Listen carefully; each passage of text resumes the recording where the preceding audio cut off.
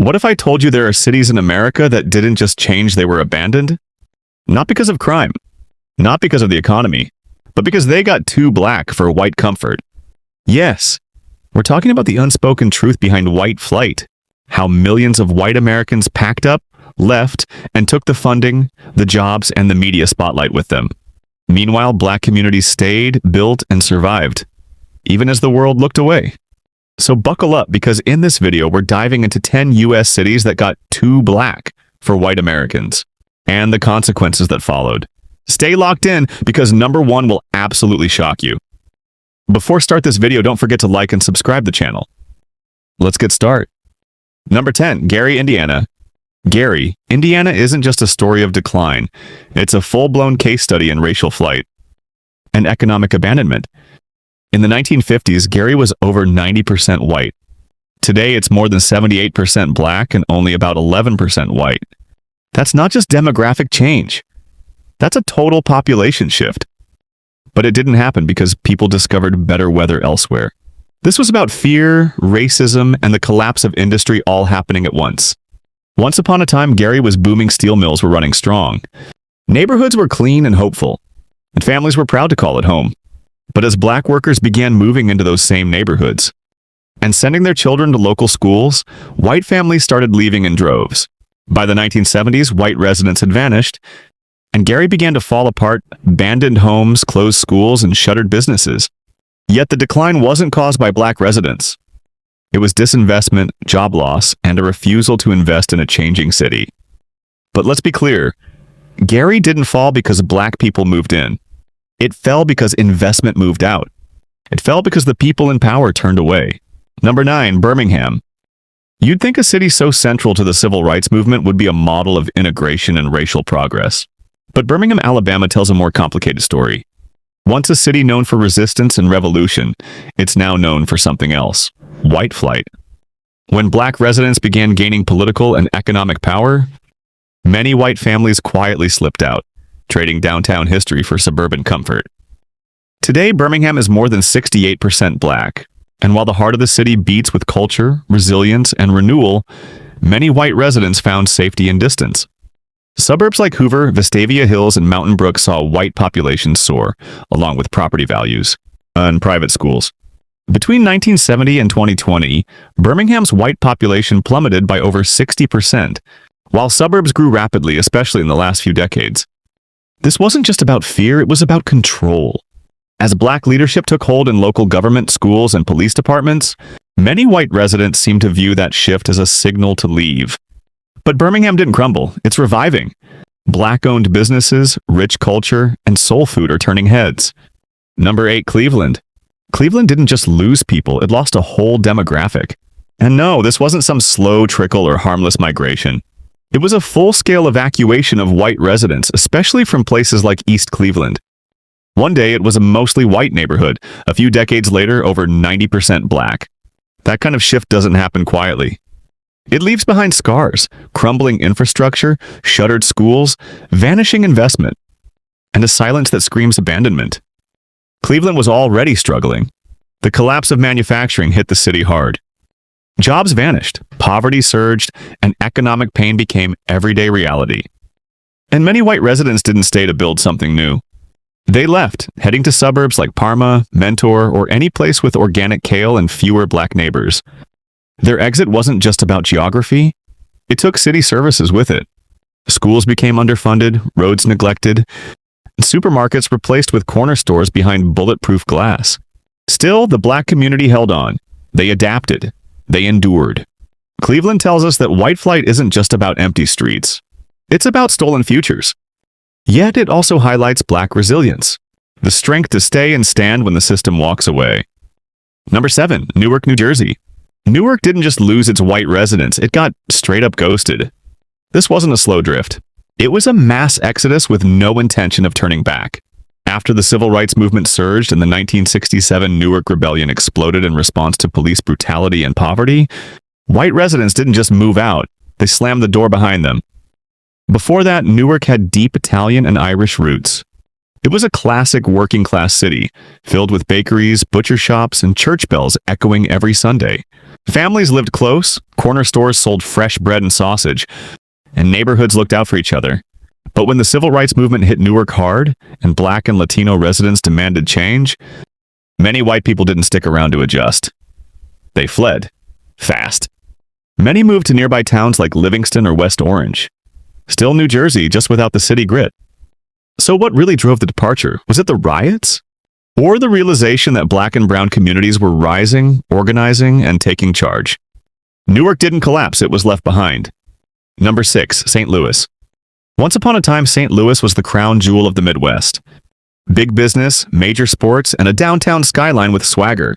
But as Black residents began gaining economic and political strength, white families started heading for the exits like there was a fire drill. Integration wasn't just a theory, it became reality. And for many, that was too much to handle. The numbers tell the story. Today, St. Louis is about 46% Black and 41% white. But drive just 15 minutes west to St. Charles County, and that flips to more than 85% white. That's not a coincidence. That's demographic avoidance. The real danger in North St. Louis isn't the people. It's how quickly the city was left behind. Still, North St. Louis survives and thrives. Because even when others left, its people stayed and built community from the concrete. Number 5, Atlanta. Atlanta didn't just become Black. It became boldly, beautifully, and powerfully Black. And while that should be something to celebrate, not everyone stuck around for the party. As Atlanta rose to become the Black Mecca of the South, many white residents quietly dipped out, heading for suburban retreats like Alpharetta, Marietta, or anywhere. Their comfort zone wouldn't be challenged by culture and confidence. Today, Atlanta is about 50% Black, led by Black politicians, driven by Black-owned businesses, and energized by Black creatives and activists. It's a city where Black excellence isn't the exception, it's the norm. But this transformation didn't come without pushback. In the 1970s, over 60% of Atlanta's population was white. Today, it's hovering around 38% and continues to shrink. Many white families say they moved for better schools or safer neighborhoods, but often it's code for "we felt out of place." Atlanta's real story isn't just one of white flight, it's about cultural shift. When Black excellence isn't the exception but the standard, some folks feel like guests in a city they once ruled. Number 4, Chicago, Illinois. Chicago didn't just segregate, it perfected it. If there were gold medals for white flight, the Windy City would be standing tall on the podium. Neighborhoods like Englewood and North Lawndale didn't slowly change. They were rapidly emptied when Black families moved in during the Great Migration. It was less a transition, more like a mass exodus with a side of panic. Chicago is famous for deep dish pizza, legendary corruption, and one of the most iconic skylines in America. But it's also infamous for being one of the most segregated cities in the country. Today, not just historically. Crossing from the north side to the south or west sides is like entering another city entirely, where investment dries up, police presence increases, and public services get thin. Englewood is now over 94% Black. North Lawndale, around 85% Black. White residents didn't just leave, they bolted, fueled by blockbusting, redlining, and fear-based narratives. The result? Entire communities painted as dangerous, while the real stories of resilience, family, and community pride are ignored. Number 3, Baltimore. Baltimore didn't just become too Black for some white folks. It became the city they proudly claimed to have escaped. For decades, white flight from Baltimore has been more than a trend. It's practically a ritual. Since the 1960s, white residents have steadily moved to nearby suburbs like Anne Arundel, Harford, and Howard counties, chasing better schools and safer neighborhoods, all while cloaking their discomfort in coded language. From 1950 to 2020, over 350,000 white residents left the city. And as they exited, Baltimore's Black population grew, transforming the city's identity. Now it's about 60% Black. Yet somehow, the vibrant communities, the history, and the culture are rarely spotlighted. Instead, the media focuses on crime, ignoring the legacies of icons like Thurgood Marshall and the grassroots brilliance of Black Baltimore. Is Baltimore truly dangerous or just unapologetically Black? The city didn't fall apart. It was abandoned. But while some fled, Black residents stayed and built. They created art, preserved history, and carried the spirit of the city forward. Number 2, Jackson. Here's something most people don't talk about. Jackson, Mississippi is over 80% black today. And for many white residents, that number alone was their cue to leave. The state capital, once seen as the heart of Mississippi, has been quietly abandoned. Over the decades, not because it failed, but because it changed. White flight in Jackson isn't just a historical footnote, it's an ongoing story. Since the civil rights movement, white families have steadily moved to suburbs like Madison and Rankin County, taking with them not just their belongings, but their tax dollars, political influence, and responsibility. In 1980, Jackson was nearly half white, about 47%. By 2020, that number dropped to 16%. That's not just movement, that's an exodus. And what's left behind? Crumbling infrastructure, struggling schools, and a city too often painted as a failure. But the truth is, Jackson didn't fall apart. It was left to survive on its own. As black leadership rose, from city hall to school boards, many white residents didn't stick around to be part of the future. Number 1, Detroit, Michigan. Detroit, Michigan isn't just the Motor City, it's the poster child for white flight in America. Back in the 1950s, Detroit was nearly 85% white. Fast forward to today, and the city is over 75% black.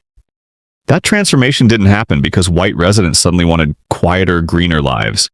It happened because the city became too black for their comfort, and they left en masse. When black families arrived during the Great Migration, drawn by auto jobs and a shot at the American dream, they were met with hostility. The reaction? Redlining, blockbusting, and discriminatory policies that pushed white families to suburbs like Warren, Livonia, and Bloomfield Hills. By the time the 1967 rebellion erupted, many had already jumped ship, taking their tax dollars, businesses, and influence with them. Detroit didn't collapse because of its black residents. It collapsed because the investment left when the complexion changed, the city's financial crisis, its abandoned buildings, and crumbling infrastructure. That's not coincidence, it's consequence. The suburbs thrived while Detroit was starved. And yet Detroit still stands, resilient, creative, and full of people who never gave up. So, was Detroit really broken, or was it strategically left behind? So there you have it, 10 U.S. cities that got too black for white Americans. But let's be clear, the story isn't just about who left, it's about who stayed. These cities didn't collapse under the weight of blackness, they survived because of it. Through disinvestment, abandonment, and decades of coded narratives, black communities continue to build, create, lead, and thrive. Do you live in one of these places and feel the weight of this history? Drop your comment. And if you found this video informative, don't forget to like and subscribe and turn on notification bell. Thanks for watching. See you again.